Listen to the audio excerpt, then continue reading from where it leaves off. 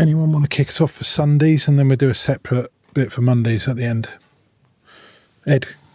Fabian, a dramatic ending there for you. Can you just get your thoughts on how that actually feel about that result? So of course we are very happy, but the most impressive thing was that we stick to our match plan also in the last minutes. We had a clear plan what we want to do, and the guys they perfectly performed in that moment. Although there were a lot of emotions, although there were some setbacks during the game, especially in this phase, they stayed very calm. They stayed together. They were very positive, and therefore I'm really happy how we reacted and how we finished the game. Again?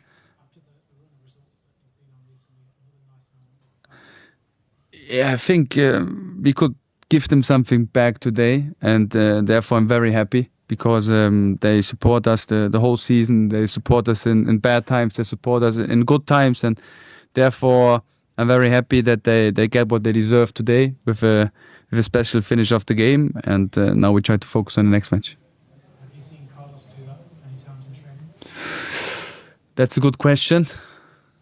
Not so many times. So for sure it was a special moment, a special goal. We know that he has a special ability to score goals, but like this, I don't see it so often, to be fair. Henry? How much will that charge you up going into these last few games? And do you now feel like with that sort of momentum, if you're able to keep that going, you're still fighting for Europe? So first of all, I analyzed the game from the perspective that we always had the trust in ourselves. We always had the trust in our ability, the belief that we can win this game. I really felt it on the sideline, and that was something special because it was not an easy period, and we had also during the game some setbacks. So I look at it from that perspective, that we really stick together, that we showed this togetherness, and now it's about analyzing the game. We still see that there's potential to improve because we conceded 2 easy goals, and therefore we have to do it the next time better. And the focus is, like I said, only on the next game. The next game will be Newcastle. And in terms of substitutes, recently you've been questioned about those, but in that second goal, certainly substitutes made it count.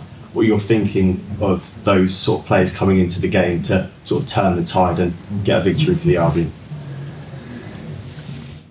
I always try to make my decisions with a lot of courage. So I always try to give the team a boost with the subs to help the team to win this game or to get a turnaround in the game.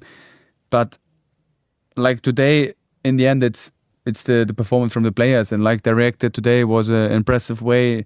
Everyone who came as a sub had a great impact on the game, and that's something what we really need. That's also part of our togetherness, of our team spirit, that we know when someone who starts, he empty the tank, and then there comes another one in and has an other skill to help the team, and that's something what we need in our group. That's something what we need for our togetherness. So therefore I'm really happy for them today. Shane? You spoke about sticking to the game plan. What else impressed you about Mara of the comeback?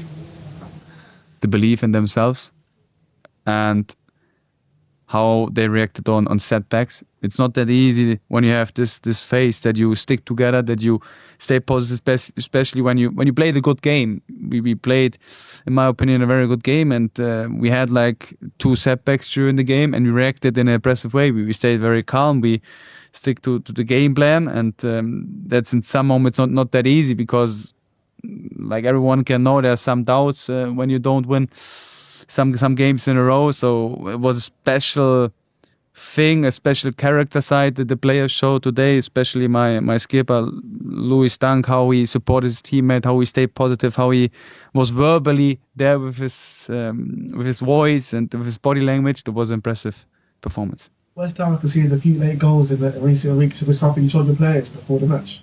Again? West Ham have conceded a few late goals in recent weeks. Is this something you told your players before the match?